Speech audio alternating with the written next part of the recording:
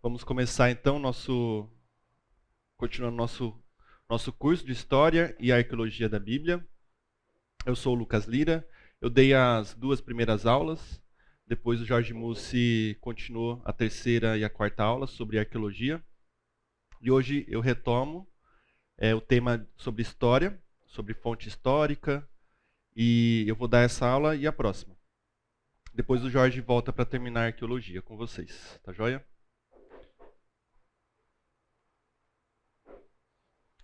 Vamos orar para dar início? Senhor Deus, queremos agradecer pelo domingo, pela oportunidade de nos reunirmos como igreja e estudar a Tua Palavra, Pai. Venha nos direcionar, abençoar também nossos irmãos nas outras salas também. Oramos em nome de Jesus. Amém. As perguntas que a gente está respondendo, né, ou tentando responder nesse curso, principalmente na minha parte de história, a Bíblia, as Escrituras Sagradas são dignas de confiança histórica? O que está narrado ali, de fato aconteceu no tempo, no espaço, na história? Os personagens bíblicos existiram?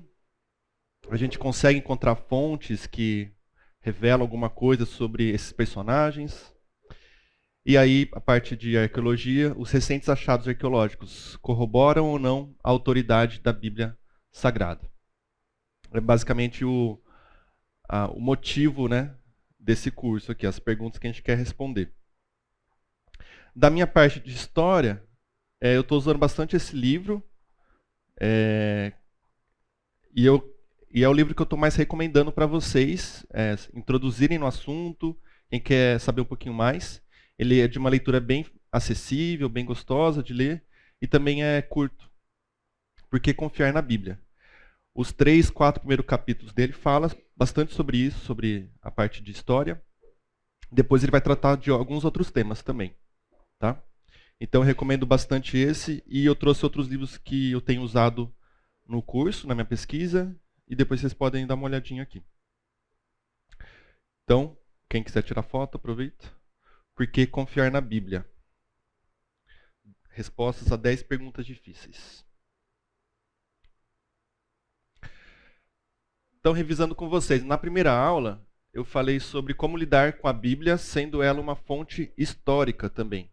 Além de um livro religioso, de doutrina, de teologia, como lidar ela como fonte histórica? Será que os historiadores consideram ela também uma fonte histórica? E quem considera, como que eles lidam com a Bíblia? Depois, na segunda aula, eu falei um pouquinho da confiabilidade histórica. Se a gente pode confiar nela, historicamente. Dos manuscritos da Bíblia. Então, a gente falou do material Bíblia, tá? A gente não entrou muito nos conteúdos, nas narrativas, nas histórias que são ali contadas. A gente falou bem do material, assim, né? do livro, tá?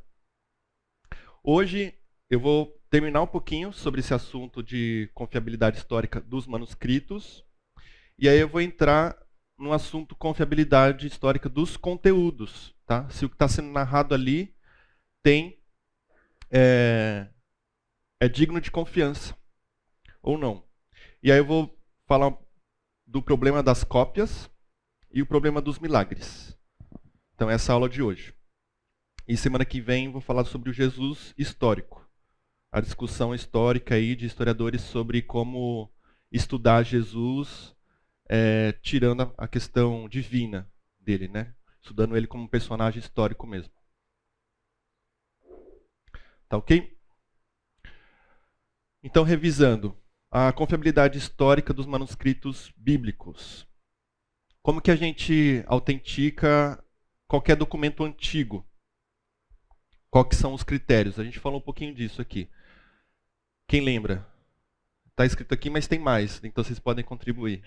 Quem lembra assim como que os historiadores, os especialistas, eles vão averiguar se aquele documento antigo tem confiança, ele é autêntico ou não? Quantidade de cópias, né, daquele documento. O que mais? Informações em outros documentos que falam desse documento. daquele documento. Perfeito. Tem um importante também, que a gente falou. A questão temporal, né? A distância de tempo. Quão longe ele está no tempo do fato que ele está narrando. Né? Se ele está 50 anos, 100 anos, se ele está mais próximo daquele fato narrado naquele documento. Tá? Quanto mais perto, mais fidelidade pode ser que ele tenha. Né? Tá ok? Então é basicamente isso. O historiador Craig Blomberg ele fala assim: a honestidade histórica no mundo antigo não era definida pelo grau de precisão científica ou citação exata que a nossa sociedade valoriza hoje. Então, a gente não pode querer olhar para documentos antigos, e a Bíblia, nesse sentido, no curso aqui, a gente está tratando ela como um documento antigo, a gente não pode olhar para ela querendo a exatidão, a precisão científica que a gente exige de documentos hoje, de documentos oficiais hoje. Tá? Ela é um documento criado naquele contexto, naquela sociedade, com as limitações da educação, limitações materiais da época. Então tem que olhar tudo isso, tem que deixar tudo isso em conta. Tá? Então por isso que a gente vai ter esses critérios de quantidade de cópias, a diferença de tempo, da escrita e do fato. E isso a gente encontra em outros documentos aquele mesmo fato. Tá? Quando a gente fala de Novo Testamento, os livros que a gente tem, os evangelhos, as cartas do Novo Testamento, a gente tem hoje cerca de 6.000 exemplares de cópias dos evangelhos e das cartas do Novo Testamento. Esses 6.000 exemplares estão em grego. Tá? Se a gente expande, se a gente vai para outros idiomas, a gente tem cerca de 25.000 exemplares de cópias de manuscritos em outros idiomas. Tá? A gente tem o original da Bíblia, o texto original? Não tem, de fato. O que a gente vai ter são cópias manuscritas, tá? Cópias escritas à mão do documento original. Foi passando séculos, milênios, foram se fazendo cópias do livro original, do texto original. Porque, na época, o material que se tinha era pouco durável. Então, foi passando o tempo, eles foram descobrindo novas técnicas de escrita, começava a escrever no couro do animal, depois passou a escrever no papiro, no papel mesmo, e aí começou a se preservar um pouquinho mais. Então, o que a gente tem hoje, encontrado hoje, estudado, catalogado, e é uma pesquisa assim, que ainda encontra coisas, estão se encontrando coisas, é cerca de 6.000 exemplares do Novo Testamento em grego. Se a gente for para outros idiomas, 25.000 exemplares de cópias. Tá? Essas cópias são antigas, cerca ali a partir de 100 anos depois de Cristo, mais ou menos. Temos fragmentos de cópias também, a gente não encontra as cópias na íntegra, tá? A gente encontra fragmentos, e os fragmentos datam aí de 50 a 100 anos após os documentos originais. Tá? Então, aconteceu o fato, a gente vai ter uma cópia mais ou menos de 50 a 100 anos depois do fato ocorrido. Perfeito? Se a gente somar as páginas que a gente tem de manuscritos do Novo Testamento, coloquei o número aí, 2.138.041 páginas do Novo Testamento. A gente não tem nenhum outro documento antigo que tenha tantas páginas manuscritas como o Novo Testamento. Tá? Ele é único no mundo hoje. É o conjunto de livros com maior quantidade de livros preservados na história. Tá? Mais de 2 milhões de páginas de manuscritos. E ainda estão descobrindo mais. Tem cadeira aqui, gente. Tem cadeira, tem bastante aqui, daqui na frente também. E o controle do ar está aqui, quem gosta de mais frio, arrumar briga com os outros, pode usar também. Deixa eu te fazer uma pergunta rapidinho. quando há uma descoberta de uma nova cópia, né, de um novo manuscrito, quem detém a propriedade desse material? É um país específico? Como é que funciona isso? Você sabe me explicar? O Felipe perguntou sobre quando é encontrado um documento, quem detém ele, né? Como que funciona. Do que eu li, estava até lendo ontem sobre isso. Vou dar um exemplo do documento, acho que vou citar ele aqui. Ele foi encontrado perto de 1900, no Egito, e acho que foi um pesquisador já que encontrou ele. E ele doou para a biblioteca de Cambridge, Universidade de Cambridge. E aí ela passou a ter o direito do documento. Então, Esse pesquisador era americano. É americano, ou não? inglês. Inglês. Esse cara aí que eu falei. Ah, é? Acho que talvez vai ter o nome dele então aqui. Então, nesse caso foi assim, mas tem, por exemplo, pergaminhos do Mar Morto que o Jorge falou, foi encontrado por beduínos, que não sabia muito bem o que era, foi vendendo ali no mercado e tal, até ser encontrado por pesquisadores que entenderam que podia ter valor ali e adquiriram. E depois, acho que hoje ele está no museu de... Não vou saber. Mas acho que quem detém é algum museu, algum centro de estudo. Museu de Israel, perfeito. Museu Rockefeller, o Jorge está falando. Tá, eu não tenho certeza. Mas geralmente são centros de pesquisa, né, museus que vão deter o documento. Tá?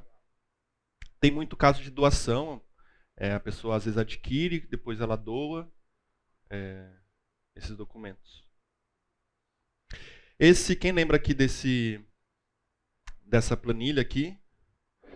Eu vou repassar, pode ser que tenha gente que não tenha visto, mas ela faz um comparativo entre documentos antigos, bem conhecidos, textos de Platão, textos de Heródoto, Aristóteles, o livro da Ilíada, de Homero. Ele vai falar assim, mais ou menos a data que foi escrita, e ele vai ter a cópia mais antiga, né? A datação da cópia mais antiga encontrada. Na próxima coluna vai ter o intervalo de tempo aproximado entre original e cópia. E depois número de cópias. E por fim, precisão das cópias. Então eu vou comparar só os dois últimos ali de baixo, que são os que vão ter mais número de cópias, um menor número de intervalo. Tá? Ilíada de Homero, datação ali estimada 900 a.C., a cópia mais antiga encontrada, 400 anos antes de Cristo. Então a gente vai ter um intervalo ali de cópia original, 500 anos. Quantas cópias a gente tem da Ilíada? 643. Precisão das cópias é boa? Sim, 95%. Novo Testamento. Aqui o jogo muda, olha só. A cópia mais antiga está ali de 100, 130 depois de Cristo. Intervalo de tempo aproximado entre original e cópia, menos de 100 anos. Número de cópias, 5.600. Esse número varia um pouquinho. Eu tinha colocado 6 mil exemplares, porque tem alguns que falam que chega bem próximo de 6 mil mesmo. Nessa planilha está 5.600 e precisão das cópias, 99,5%. O Daniel Wallace, professor de crítica textual do Dallas Theological, ele fala em 98,5%. Tá? Mas é sempre beirando ali o 100%. A gente vai falar um pouquinho mais disso, dessa variação. Mas veja quão robusta é a confiabilidade e a fidelidade dentro dos critérios que a ciência estipula. Quantidade de cópias, intervalo de tempo, é muito pequeno, a precisão das cópias. Tá? Então tudo isso agrega muito valor de confiança histórica à Bíblia. No caso aqui, Novo Testamento. Tá? Vou falar já de Antigo. E agora, Antigo Testamento.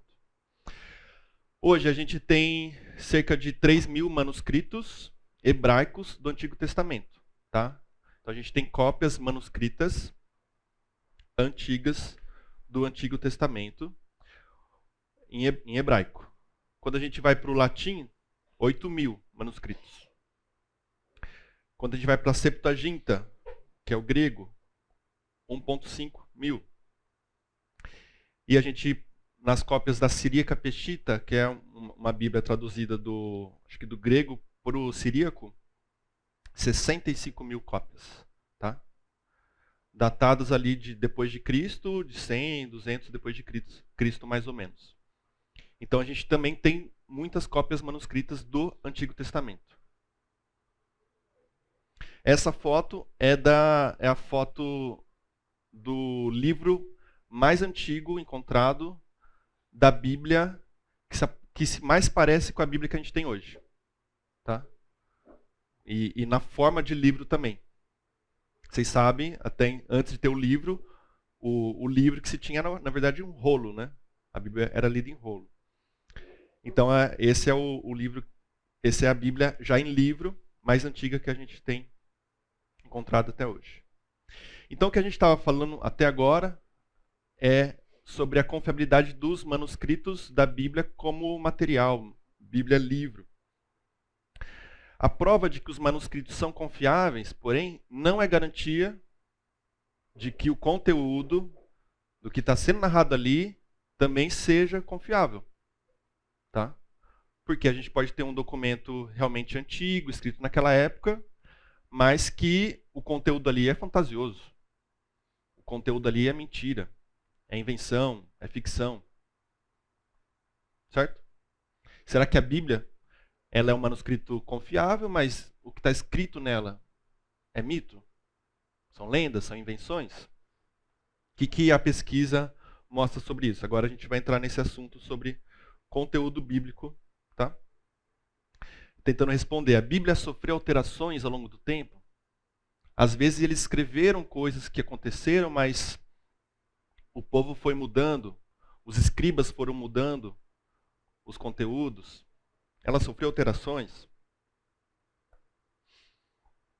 Então, provas da confiabilidade histórica dos conteúdos bíblicos.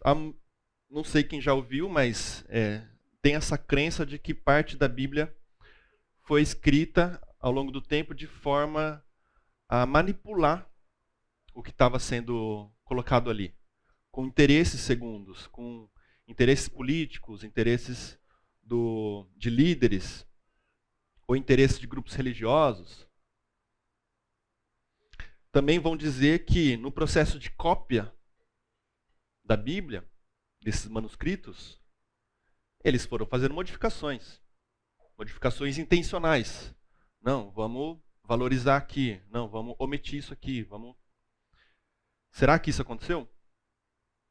Como que a gente pode responder a esses argumentos, a essas objeções à Bíblia? Então, dividi em três partes essa resposta. Tá?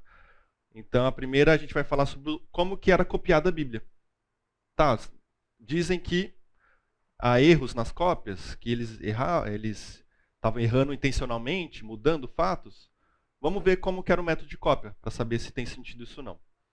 Depois, a gente vai tentar argumentar usando a lógica, a filosofia, e por fim a gente vai ver algumas fontes externas à Bíblia. Espero que dê tempo. Como que a Bíblia era copiada? Como eram feitos esses manuscritos, gente? A gente tem o profissional escriba, acho que todo mundo já ouviu falar.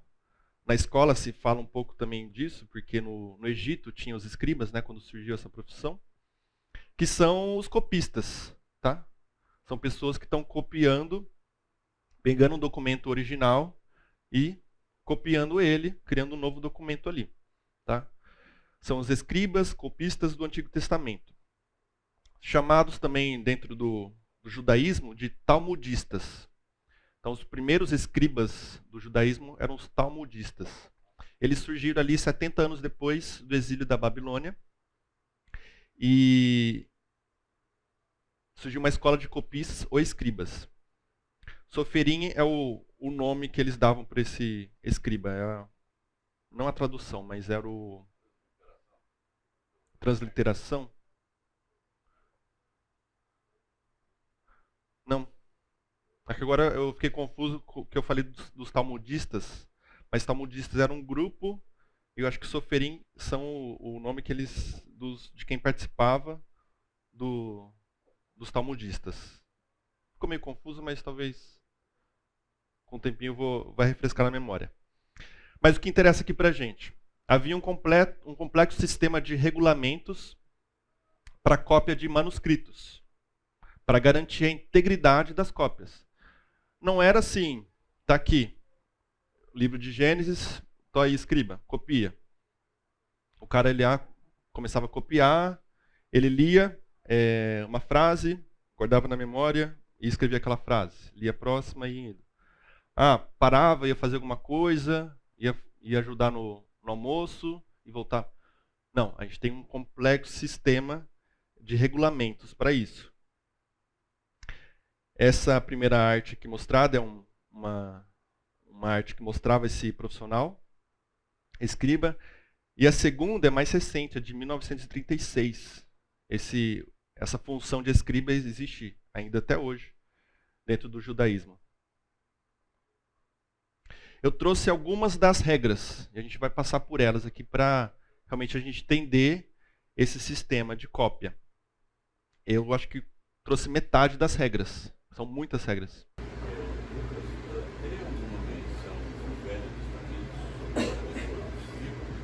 Vamos chegar lá. O João perguntou sobre menção na Bíblia sobre o escriba. No Velho Testamento. Eu trouxe.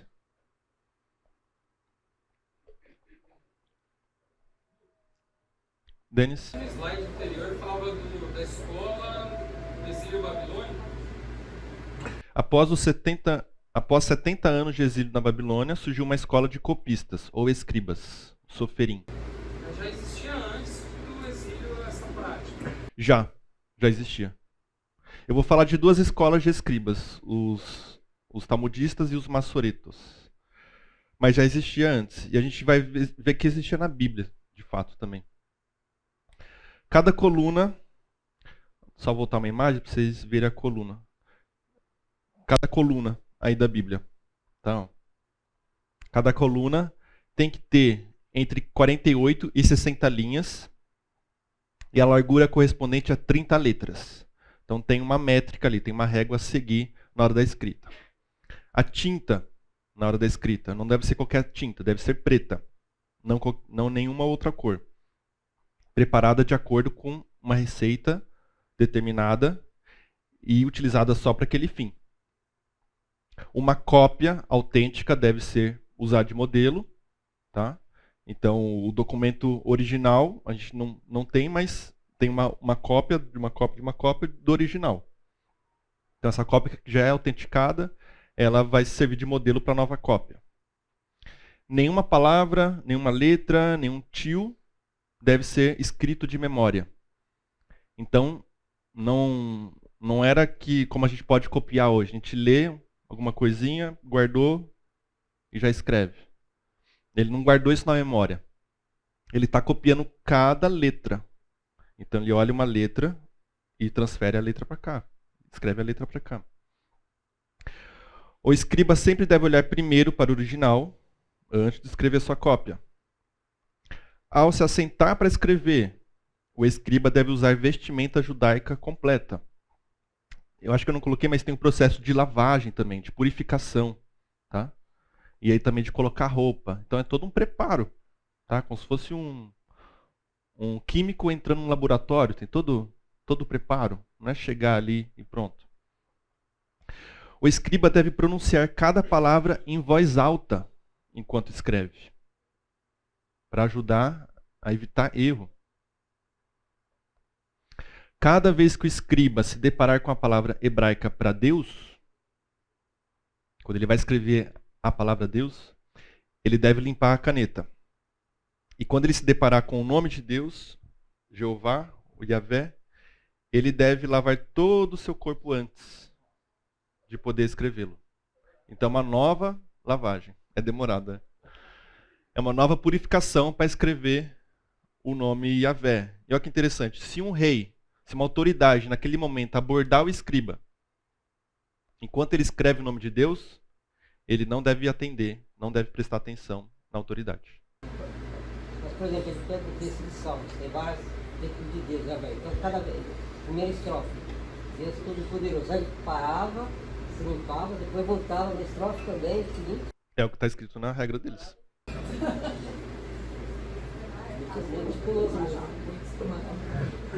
A Bia falou que lá era calor, então tomar banho era lucro, né? Não tinha muita água. Se uma folha de pergaminho tiver um erro, a folha era condenada. Se 3 erros fossem encontrados em qualquer página, o manuscrito inteiro era condenado. Cada rolo tinha que ser verificado dentro de 30 dias da sua escrita, ou era considerado profano. E cada palavra e cada letra eram contadas. Se uma letra ou uma palavra fosse emitida, o manuscrito era condenado. Veja a seriedade do ofício do copista, né? Do exercício de copiar um manuscrito.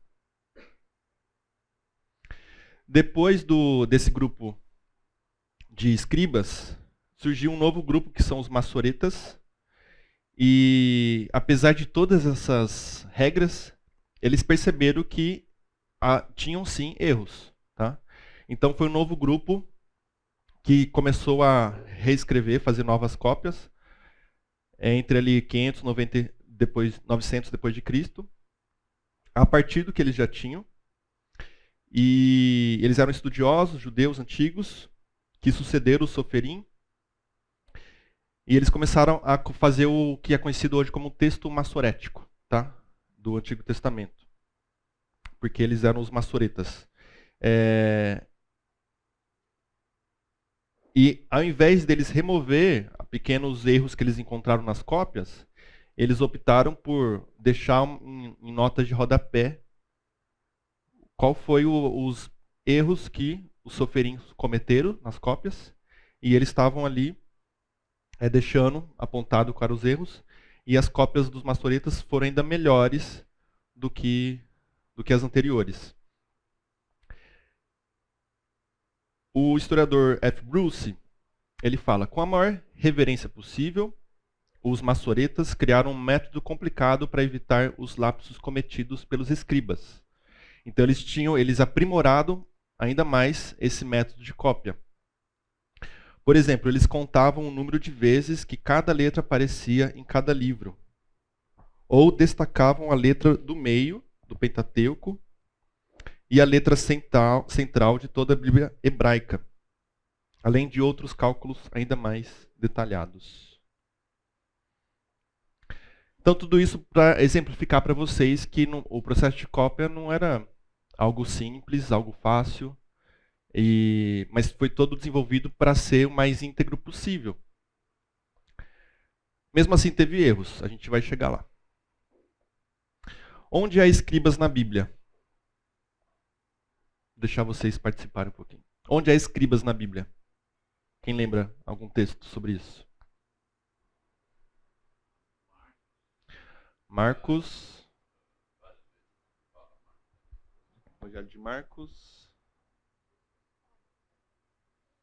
Jesus fala dos escribas e fariseus. Perfeito. É um bom ponto, porque a gente pensa no escribas talvez como um técnico ali só de cópia, né? Mas na verdade ele é um líder religioso, né? Ele é uma categoria muito valorizada ali, em destaque ali, né? Ele tinha muito estudo. Relação com os saduceus, não sei dizer. Mas vocês lembram algum versículo que fala disso?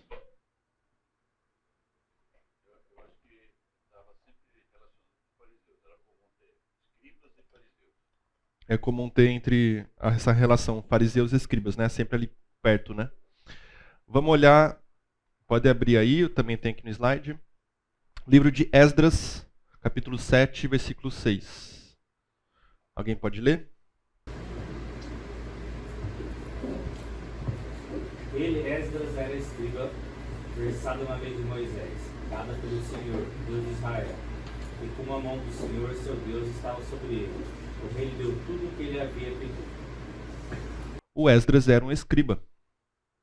Tá?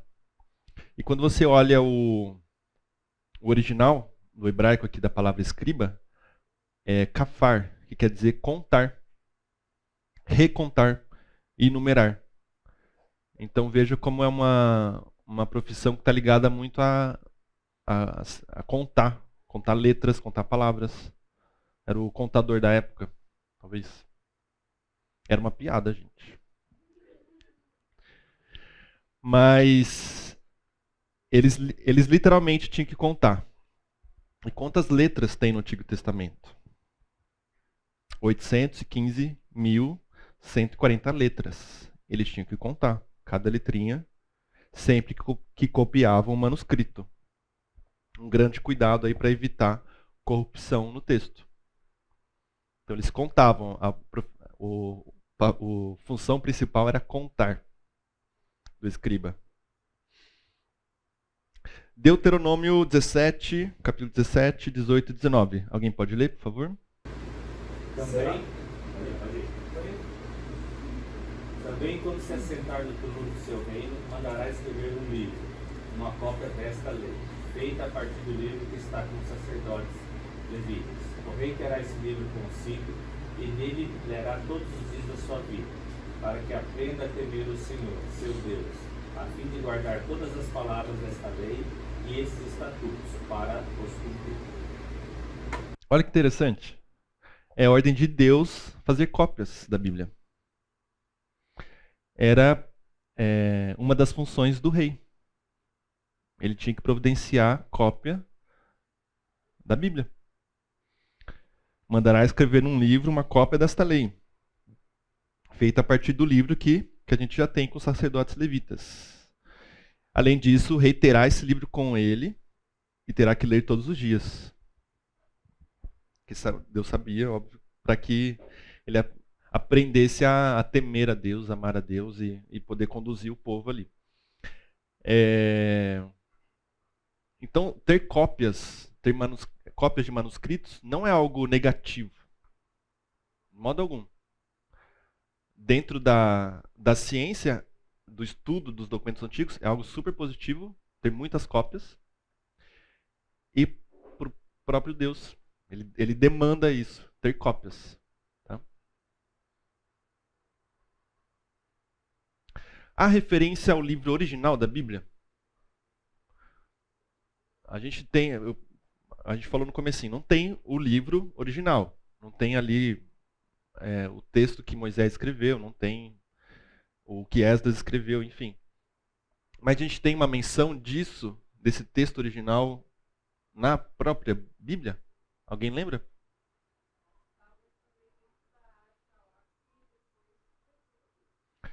Fala de novo, desculpa.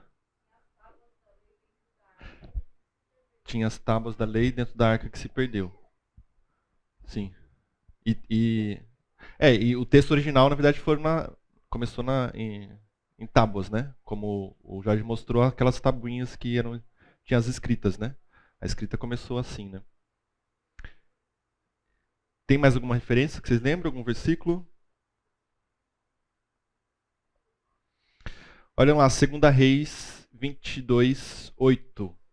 O rei Josias, que foi um dos reis de destaque em termos de temor a Deus, ele tinha pedido para reformar o templo do Senhor. E o que encontraram durante a reforma? Então o sumo sacerdote Ilquias disse ao escrivão Safá: achei o livro da lei na casa do Senhor. Ilquias entregou o livro a Safá e este o leu. Aí tem essa mesma referência desse acontecimento no livro de Crônicas, 2 Crônicas 34, 14. Enquanto se tirava o dinheiro que havia sido trazido à casa do Senhor, Ilquias, o sacerdote, achou o livro da lei do Senhor, dada por meio de Moisés. Primeiro a gente tem que destacar que, como assim eles perderam? Né? Eles perderam o livro da lei do Senhor, o original. Segundo, os pesquisadores entendem que aqui pode ser sim o original. O original em pergaminho, em rolo, tá? O livro da lei do Senhor, que tá, dos textos que estavam escritos até aquela época, tá? Não tinha toda a Bíblia hebraica ali, e obviamente não tinha Novo Testamento. Mas como em 2 Crônicas aparece o livro da lei do Senhor dada por meio de Moisés, eles entendem que aqui pode ser uma menção ao texto original, a primeira, né, o texto autógrafo que eles chamam, o texto realmente escrito ali por Moisés. Tá? Mas essa data já é bem próxima à invasão da Babilônia. Já é bem próxima à invasão da Babilônia. Aquela que eles põem na testa, que tem os fundamentos, isso aí ele usava também como instrumento para pesquisa. Sabe, porque eles lembram que o próprio Deus mandava encarar isso aqui, aí então eles põem aquele negócio. Colocar na testa, colocar no batente. Mas isso aí eles usavam como pesquisa para saber se isso fazia parte da.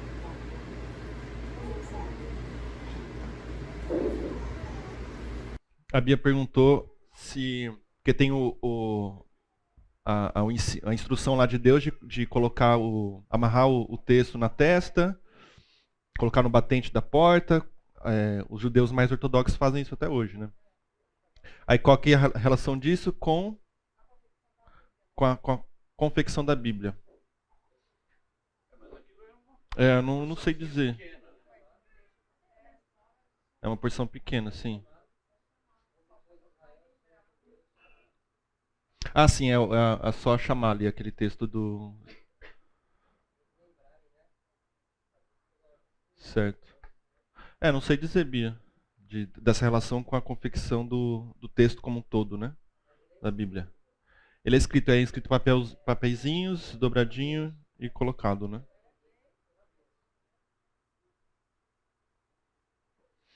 Mas então, não há nenhum erro nas cópias? Meio que já respondi para vocês, né? Mas talvez todos aqueles regulamentos podem dar a entender assim que de fato não, a cópia é 100%, é igualzinha 100%. Mas não, são humanos escrevendo. E escrevendo há milênios, tá? Não, com toda a limitação da época. De caneta, de papel, de ambiente, né? De interferências do ambiente. Então tem sim alguns erros. Não são poucos, são muitos erros, tá? Apesar das regras, todo escriba cometeu erros. Temos centenas de milhares de variantes de texto entre nossos manuscritos.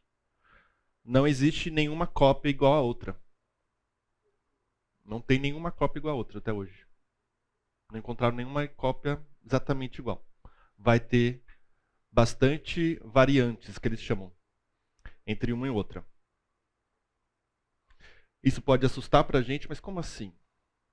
A Bíblia que eu tô lendo em 2023, já tô super distante, já passou várias cópias daquele tempo, então vai ter muito erro, vai ter muita divergência, será? Será que eu tenho que me assustar? Essa ciência que estuda isso chama crítica textual. Tá? A gente tem até um próximo nosso, que é o Marcelo Berti, que estuda muito, é um especialista sobre esse assunto. Ele estudou com Daniel Wallace, que é um grande especialista no mundo sobre isso. E ele fala, você não pode apenas olhar para o número de variantes. Variantes seriam as diferenças entre uma cópia e outra. Uma aparece uma letra ou uma palavra, na outra não aparece. Não olha para isso, não se preocupe com isso. Você tem que se preocupar com a natureza das variantes. O significado, o sentido, o que ela está mostrando. E aí nisso ele vai falar que a melhor estimativa é que pelo menos 99,8% dessas variantes não afeta nada o texto. Não afeta nada. A maioria das diferenças são de grafia. Por quê? Há diferentes maneiras de grafar João. Então eles vão escrever o nome de João, a cada cópia mudava um pouquinho. Há diferentes maneiras de grafar Maria. Isso altera alguma coisa na teologia, gente? Não altera.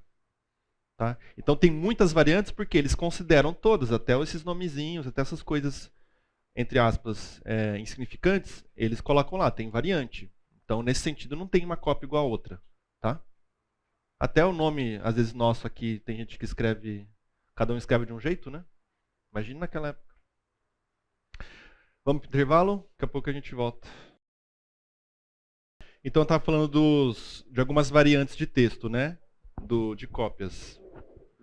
Alguns vieram falar aqui no intervalo que essas variantes, esses pequenos errinhos e tal, são dos estagiários dos escribas.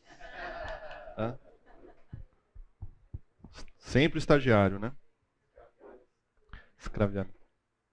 Eu trouxe 2 exemplos aqui dessas variantes, tá? Só para vocês visualizarem bem, entenderem um pouquinho melhor. O texto de 1 Timóteo 3,16 tem uma variante de cópias. Algumas colocam assim: aquele que foi manifestado em carne. Outras cópias de manuscritos aparece: Deus que foi manifestado em carne. De novo, em termos de doutrina, de teologia, não muda. Mas aqui o exemplo só para vocês verem por que ocorre essa variante, né? Esse, entre aspas, pequeno errinho. Porque a escrita aqui do grego, o theos, Deus, a grafia, né, o símbolo, é esse, como se fosse um OC. Dentro do O tem um risquinho, um hífen, tá? Quando eu copiei e colei, ele não colocou certinho, mas é um hífen aqui, que significa Deus. E a palavra aqueles, o hos, é igual OC, só que sem o hífen no meio. Então é fácil de imaginar porque que eles têm essas mudanças, né, essas diferenças de cópias. É um pequeno pontinho ali dentro de um círculo. Outro exemplo, 1 João, capítulo 1, versículo 13. Tem variantes que falam: os quais não nasceram por descendência natural. E a outra variante diz: os quais não vieram a existir por descendência natural. Não nasceram, não vieram a existir. Em termos de sentido, muda pouco. Mas por que tem essa mudança, essa diferença entre cópias? Porque no grego, nascer e vir a existir, as palavras são escritas iguais, exceto que nascer tem um V a mais. E aqui não tem o Vzinho que tem. Gente, é coisinha minúscula que a gente pode entender. Um escriba ali realmente esqueceu de colocar esse Vzinho. Deu um pouco de sono na hora e esqueceu de colocar o Vzinho. Tá? Mas não muda sentido pra gente. Não é nada que pode abalar a fé de ninguém. Tá? Não deveria abalar a fé de ninguém. Agora, as cópias do Novo Testamento tiveram o mesmo escriba, o mesmo critério que era no judeu. O João falou que as cópias do Novo Testamento não tiveram os mesmos critérios do Antigo, certo? Sim. E mesmo assim não tem os erros que alguns apontam que tem. São esses errinhos de grafia. O Daniel Wallace fala assim, as cartas, por exemplo, ele dá o exemplo, acho que da carta de Romanos. Um irmão da igreja que ouviu, lendo a carta, falou: posso copiar essa carta também? Para ler lá lá em casa ou para ler lá na outra igreja? Pode. Pegava, copiava e lia lá. Então assim ia sendo geradas cópias das cartas. Tá? Era um processo um pouquinho menos oficial, né? Menos formal ali. Mas mesmo assim essas cópias têm essas variantes que são muito pequenas, né? Muito pequenas. Também aqui o Elder comentou que ele ouviu também um estudo falando de muitos escribas, um certo grupo ali de escribas eram analfabetos até.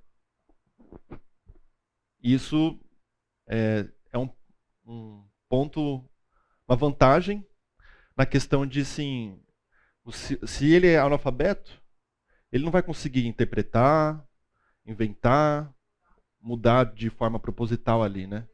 Ele só vai desenhar, né, a letra. Xerox vivo.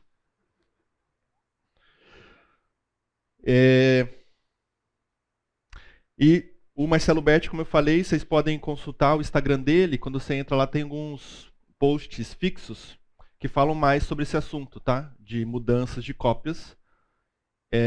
E também me perguntaram sobre tradução. Não vai dar para entrar nesse assunto, mas ele tem um post que fala mais sobre tradução, tá? Se nas traduções podem haver erros, mudanças e tal, ele trata sobre isso. É bem interessante. Eu trouxe aqui, entrando um pouquinho na arqueologia, mas é um papiro de Nash, só para ilustrar a fins de curiosidade. Antes do pergaminho do Mar Morto, esse papiro era o manuscrito mais antigo do Antigo Testamento encontrado. Tá?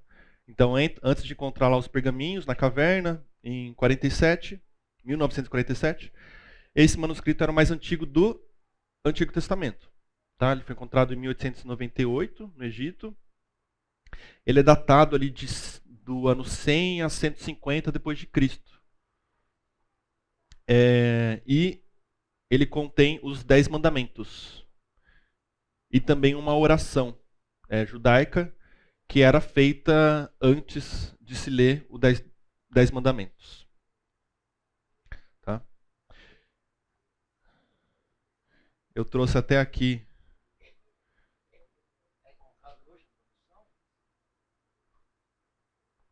Tá o 10 mandamentos escrito ali. Também tem a descrição. Eu trouxe aqui para vocês verem, ó, acho que é no site da Biblioteca Digital de Cambridge. Você consegue ver todos os manuscritos bíblicos que eles têm. Eles não têm só esse, eles têm vários outros. Mas aqui tem uma foto bem... Vocês não estão vendo? Achei que vocês estavam vendo. Eu acho que eu tenho que cancelar a apresentação ali, né? Vamos ver.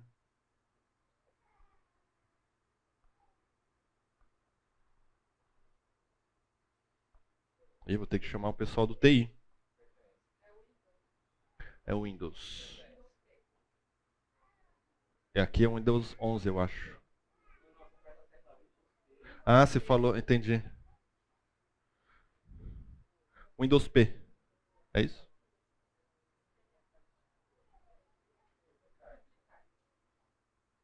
É que eu acho que ele está com uma aba de apresentação.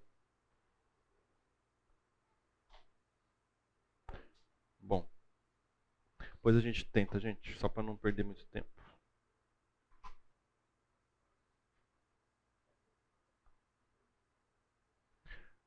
Foi, né? Só que agora eu perdi a minha... Aqui tá outra coisa. Mas eu acho que é aqui. Agora foi. Depois, sobrar um tempinho, eu volto, tá? Mas era só para vocês verem bem nitidamente esse papiro. Igual o Jorge mostrou os pergaminhos do Mar Morto na aula passada. Tem também o papiro digital. Bem interessante.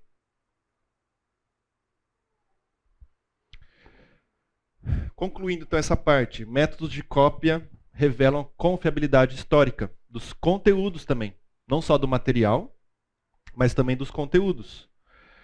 A Bíblia chegou até a gente em volta de um primoroso respeito pela integridade do texto.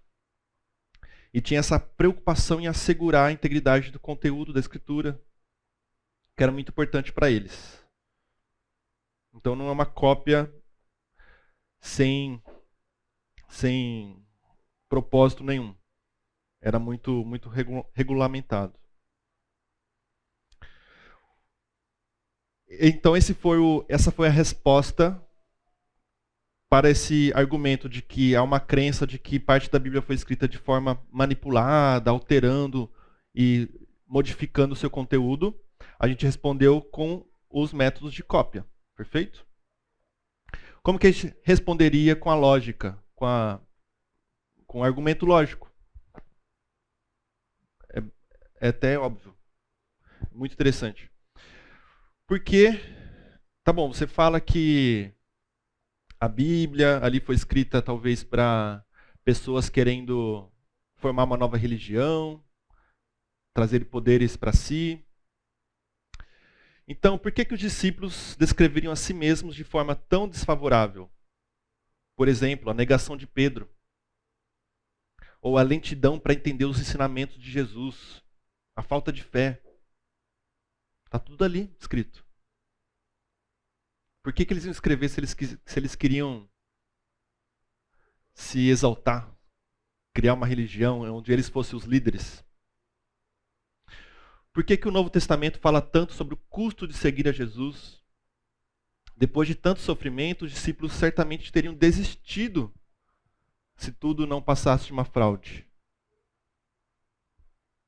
Se tudo fosse enganação ali, um homem se passando pelo Messias, se fosse tudo enganação, por que eles iam falar tanto sobre esse custo e por que eles iam viver, realmente entregar a vida deles para isso? Por que eles estavam prontos a morrer por causa do Evangelho? A tradição conta que Pedro foi crucificado de cabeça para baixo. Então a lógica já responde fortemente assim, essa objeção ao conteúdo da Bíblia.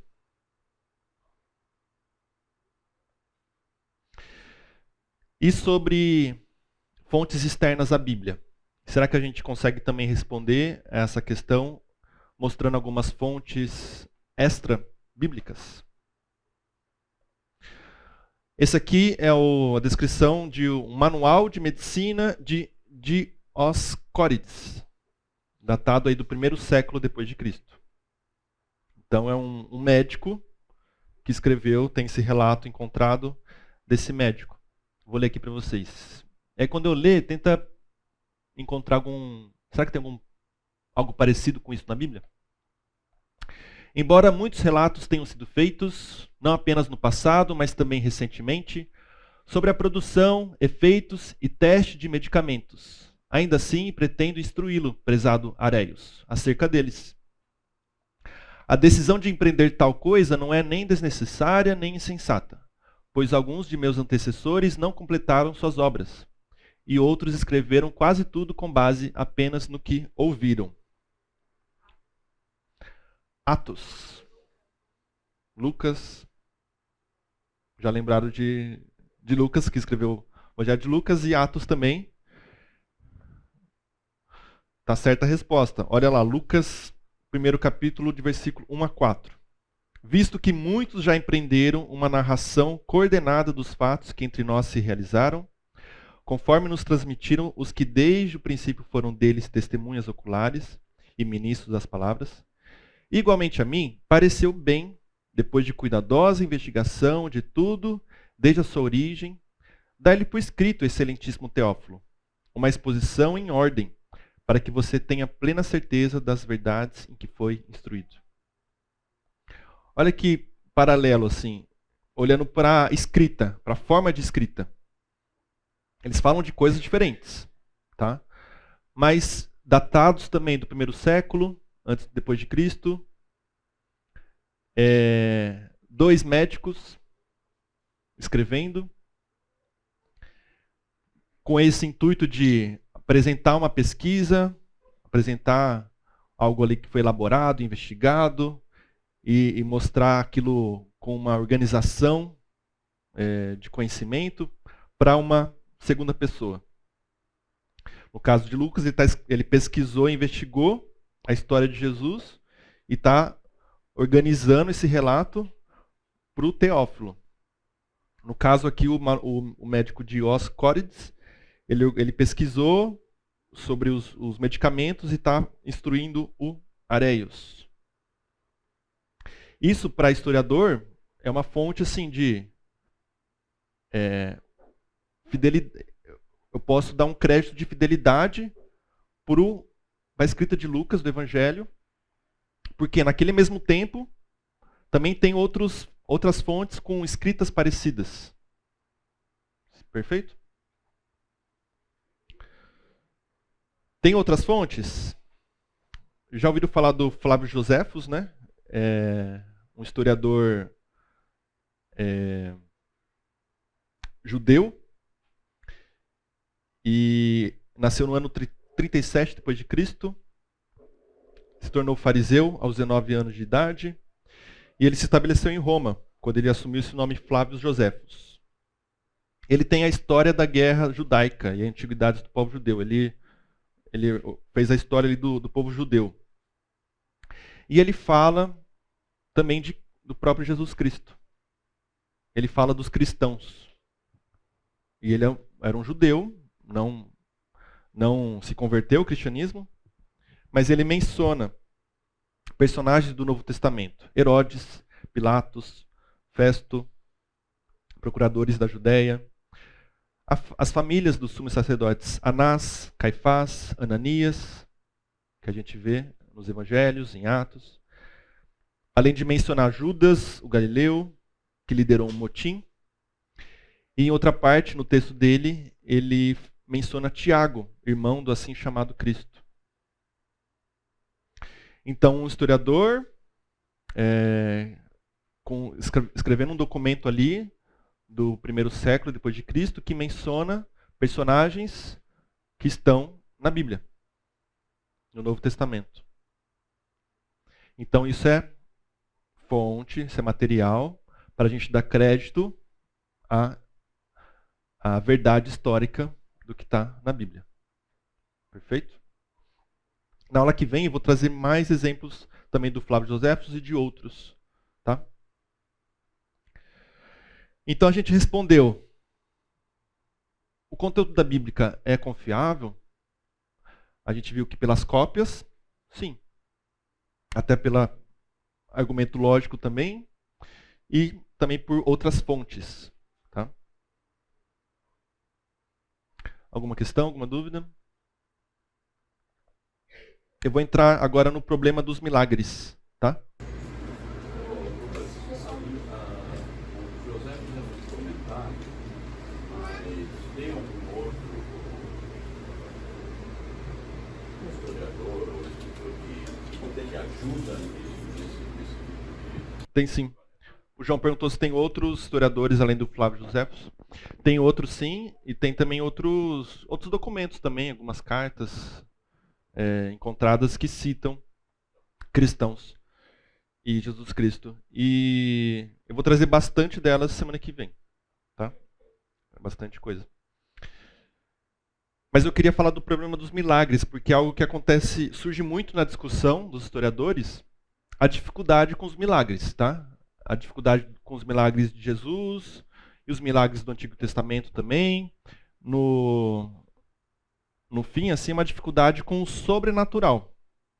Que a gente está lendo textos ali que falam muito, né, de coisas que a gente não consegue enxergar, não consegue provar, né, com o que a gente tem de ciência. Então tem essa dificuldade. E a questão do sobrenatural e de milagres. Quando a gente olha para Lucas, que Lucas ele começa o texto dele ali do Evangelho falando: depois de investigar tudo detalhadamente, desde o início, decidi escrever um relato preciso. Então veja esse caráter assim, de rigor, de pesquisa, de estudo, tá? De algo racional, científico, para que tenha plena certeza, Teófilo, de tudo que lhe foi ensinado. Então tem essa preocupação do autor ali de dar uma racionalidade ao que está sendo contado. Possivelmente aquelas histórias estão passando ali de Jesus, tal, dos milagres. Lucas fala: não, vamos ver se faz sentido mesmo, vamos pesquisar, vamos conversar com as testemunhas, Vamos ver se está batendo as histórias. Lucas fez isso. Estudou, conversou, organizou. Mas daí logo em seguida, o que ele escreve? No versículo 11. Então um anjo do Senhor lhe apareceu à direita do altar do incenso. Ele coloca um anjo. Peraí, Lucas, você falou que ia fazer uma investigação, falar um relato preciso. Aí você vem com um anjo? Mas eu não acredito em anjo. Nunca vi um anjo. Como que você prova que existe anjo? E começa as histórias dos milagres, enfim. Tá vendo? Tem um embate aí de algo racional, natural e algo sobrenatural. Os historiadores têm dificuldade com isso, né? A ciência tem muita dificuldade com isso. Então, tem essa objeção histórica. O Trelt, historiador, ele fala assim: o historiador não tem o direito de aceitar como fato histórico o relato de um acontecimento passado para o qual ele não tem analogia no presente. Ele está querendo dizer assim: eu nunca vi um anjo. Ou as pessoas que vivem hoje não falam que veem anjos, ou não conseguem provar que tem anjos. Logo, eu não posso aceitar anjos no passado. Eu não posso dar isso como um fato histórico. Ele fala isso. Tem sentido?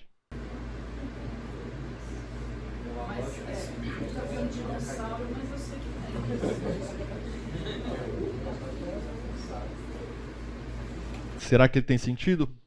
Esse é um historiador falando. O filósofo David Hume também fala: todos os objetos de investigação humana ou são relação de ideias, ou seja, a matemática, o estudo científico, relação de ideias, ou trivialidades.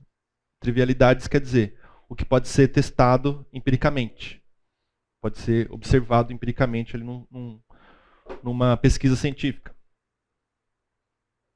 Ou seja, a gente só pode estudar, conhecer historicamente o que a gente consegue provar pela ciência. Tá? Tomé. E aí o C.S. Lewis, ele tem esse livro aqui, Milagres. Eu recomendo para quem gosta de filosofia. Muito bom, mas ele é bem, como que fala? Cabeçudo, bem cabeção assim, né, de filosofia. E ele fala, para a gente poder compreender o problema da confiabilidade histórica, da questão dos milagres, do sobrenatural, a gente tem que entender um pouquinho mais da cosmovisão, ou seja, da filosofia, do pensamento, o que está por trás de tudo isso. Ele fala, a gente tem um embate aí, naturalismo versus sobrenaturalismo. Naturalismo seria esse pensamento materialista, que você só consegue acreditar nas coisas que você toca, né, vê, tá? E experimenta. Com base nisso, você acredita. Naturalismo são afirmações analíticas ou empíricas. Só isso é significativo. Só isso é digno de estudo e de crença. Ponto. O sobrenaturalismo. Assim, possibilidade de intervenções miraculosas na natureza. Eu creio na natureza, o que eu estou vendo, mas eu aceito, eu creio que pode ter uma intervenção de fora da natureza miraculosa. Tá? O C.S. Lewis fala, o resultado de nossas investigações históricas, o que a gente está fazendo aqui, investigando historicamente, depende, portanto, dos pontos de vista filosóficos que defendemos antes mesmo de começar a examinar. Então ele fala, o historiador, se ele for naturalista, materialista e ponto final, ele vai chegar na Bíblia e ele não vai aceitar, mesmo que tenha lá muitas fontes, e tem essas fontes que a gente está tratando aqui, ele não vai aceitar. Ah, você está falando aí, Lucas, mas não existe milagre, não existe sobrenatural, não existe Deus, não existe... Enfim, não tem. Isso aí é mito. Porque ele tem um ponto de vista, uma cosmovisão que não aceita isso. Tá? Então, quando a gente conversa desse assunto, tem que ter isso em mente. Assim, por mais que a gente tenha fontes mostrando, né, dando indícios, se o cara tem uma filosofia, um pensamento de vida, não tem jeito. Na própria ciência, isso é discutível. Eu vou falar uma coisa que um biólogo me falou, eu não sou da área de biologia, e aí eu travei uma discussão com ele justamente por conta disso. Ele disse que toda teoria precisa ser comprovada por meio da experiência. Eu falei assim, então você joga tudo, porque eu sou linguista, sou da área de linguagens. Então eu falei assim, então você joga fora tudo que é ciências humanas, porque nós não podemos comprovar empiricamente as nossas teorias. E de acordo com o ponto de vista, é ciência da mesma forma. Então mesmo a ciência, ela não tem um ponto único em relação àquilo que pode ou não pode ser comprovado cientificamente. Vocês ouviram, né? Para eu falar repetir vai ser difícil, que foi muito inteligente. Mas eu acho que eu vou chegar nesse ponto. Então não. Mas tá. É isso mesmo. O contra-argumento é nessa linha mesmo. E é interessante que até o biólogo, né, até. Na verdade, alguns cientistas vão cair. Vai cair a ficha deles em algum momento na história. Tem cientistas que reconhecem isso, assim, que não dá para aceitar ela como a ciência infalível ou colocar a ciência ali num papel de próprio Deus, né? Lucas, deixa eu colocar um ponto aqui. O consciente e o subconsciente, né? Nós temos o subconsciente e ele pode ser considerado algo sobrenatural? Perguntaram aqui se o consciente e o subconsciente pode ser considerado algo sobrenatural. Aí eu não vou saber responder não, gente. Mas o C.S. Lewis talvez vai responder também. Eu trouxe alguns pensamentos que vão responder a toda essa questão do sobrenatural, tá? A declaração de que apenas afirmações analíticas ou empíricas são significativas. É o Norman Geisler falando. O Norman Geisler é um apologeta, né, muito famoso, falecido recentemente. Ele fala, essa ideia de que você só aceita o que você consegue testar cientificamente, só o que você enxerga, não é em si mesma uma declaração analítica, verdadeira por definição, ou empírica. Essa teoria, essa tese de que você só pode aceitar como verdade aquilo que você pode testar, aquilo que você pode enxergar, essa tese você não é testável empiricamente. Entendeu? Aí ele já derrubou o debate, já ganhou. Acabou. Dessa forma, é uma declaração sem sentido, de acordo com o seu próprio critério. Então, pela filosofia, essa questão já começa a ser dissolvida. Tá?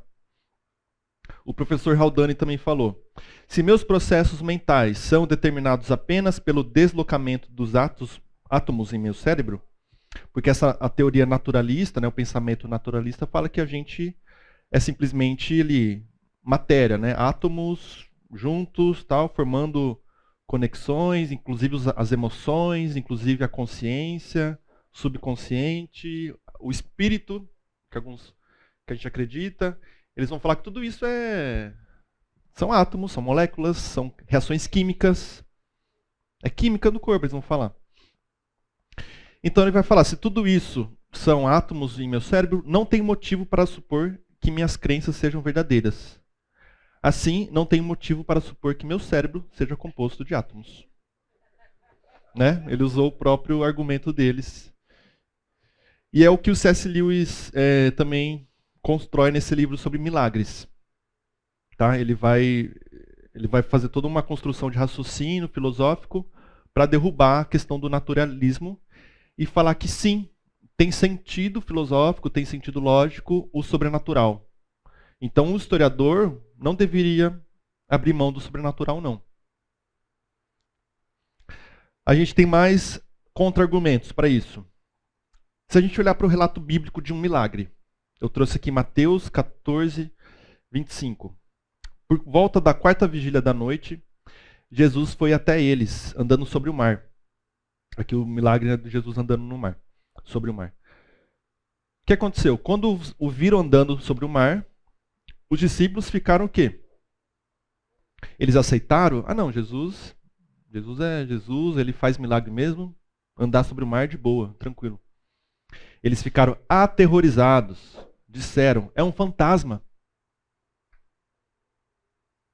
Assim como a gente não aceita, assim como a sociedade moderna, né, não aceita os milagres, a sociedade da época de Jesus não aceitava também. Eles ficaram aterrorizados. Qual que foi a lógica deles? É um fantasma. Sei lá. Já existia. Segundo, qual que foi a reação de José quando soube que Maria estava grávida? Ele falou, vou dar a linha. Deu ruim. Porque ele estava pensando na lógica naturalista, humana. Então a gente também encontra essa dificuldade no próprio texto bíblico que está defendendo milagres. Tá? Então o esperado é que tais milagres causem em nós o que causaram nas pessoas da época, perplexidade. O texto mostra isso, o texto não esconde isso. Mais contra-argumentos, acho que vai dar tempo. Além disso, a gente, quando os historiadores falam assim, a gente não tem milagres hoje, eu não posso aceitar os milagres de outrora. Então a gente pode perguntar, mas como provar que não há milagres hoje? Você consegue provar? Que não há hoje?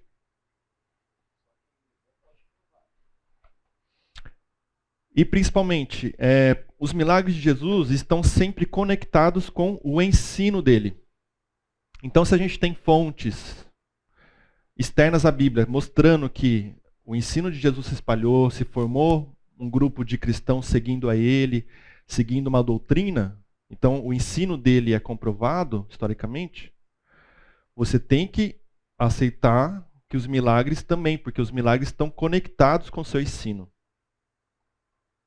O historiador Blomberg fala, o ensino e os milagres vão de mãos dadas. Por quê? Jesus usa os milagres para validar o ensino.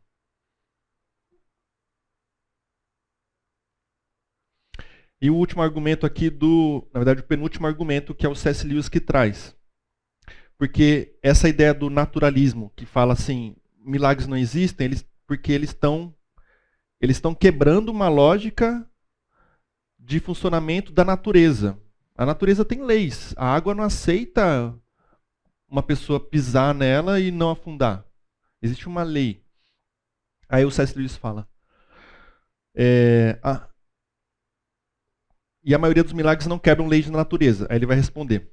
Perguntar se milagres acontecem e perguntar se a natureza é 100% uniforme e previsível é a mesma pergunta, mudando o ponto de vista. O que ele quer dizer? Você consegue provar, você consegue ter certeza empírica de que a natureza é 100% previsível?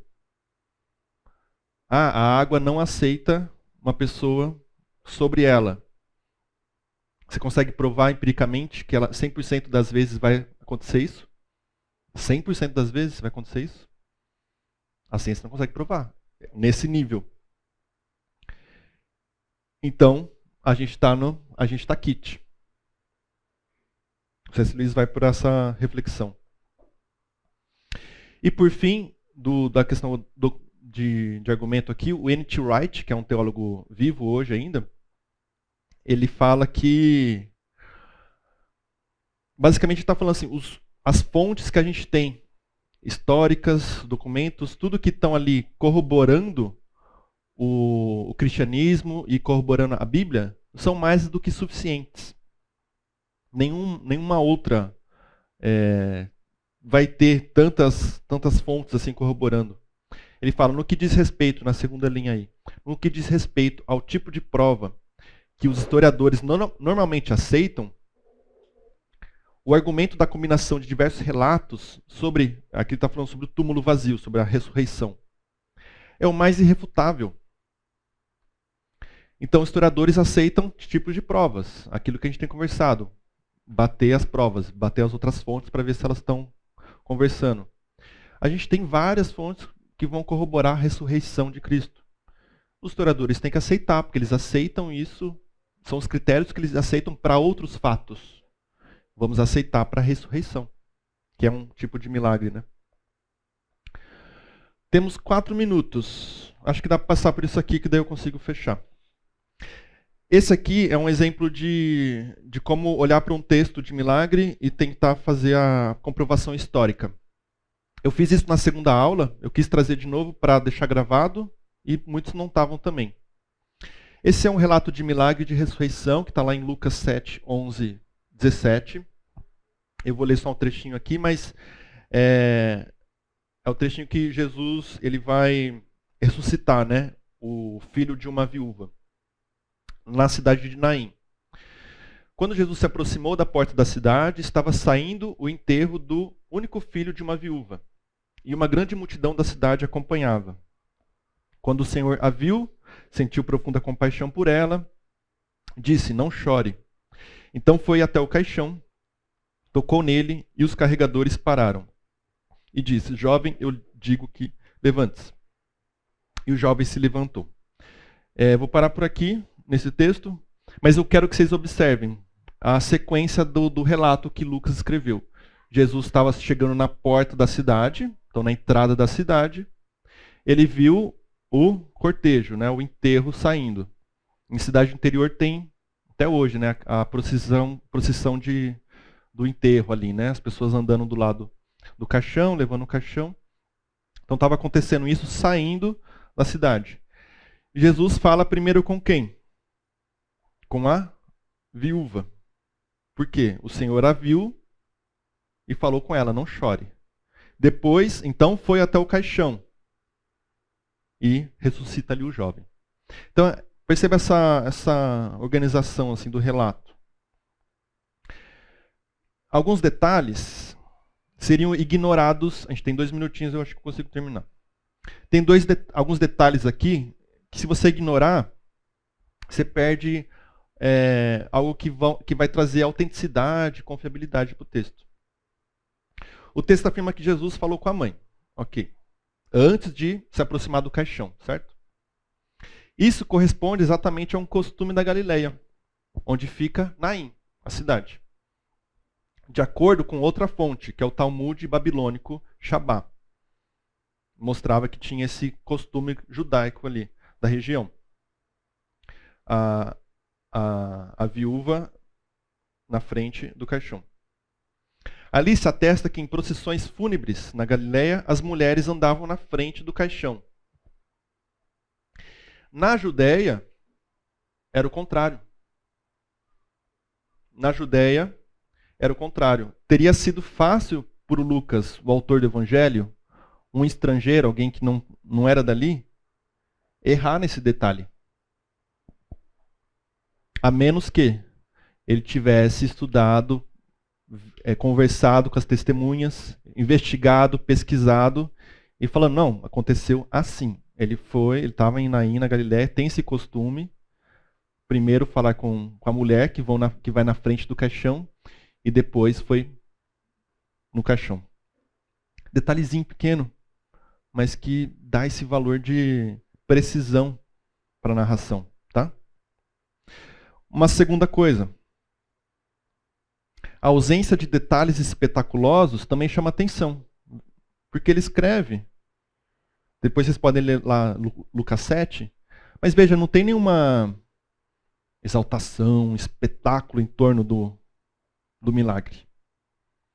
É bem contido o texto, né? Um autor que tentasse inventar esse relato poderia ter escrito de maneira mais alegre a reação, ou ele poderia ter escrito esse milagre numa cidade mais importante do que Naim. Era uma cidade bem desconhecida ali. Então são detalhezinhos. E a pesquisa histórica é assim, é por detalhes mesmo. Que vai montando esse quebra-cabeça e mostrando assim, ó, tem autenticidade isso aqui. Ah, mas só com isso eu consigo provar? Em se tratando de documento antigo, é assim mesmo que se prova. É nos detalhezinhos pequenos. Não vai ter outras formas de provar, gente. Os historiadores aceitam? Deveriam aceitar, porque eles aceitam coisas menores em relação a outros fatos. Tem fatos históricos que a gente aceita e tem menos detalhes ainda. Tá bom? Eu vou encerrar, mas quem quiser conversar aqui, tiver dúvida, pode conversar, tá bom? Vamos orar? Obrigado, Senhor, pelo esse tempo, pela tua direção. Venha nos abençoar, Senhor, nosso domingo, a nossa igreja, Pai. Em nome de Jesus. Amém.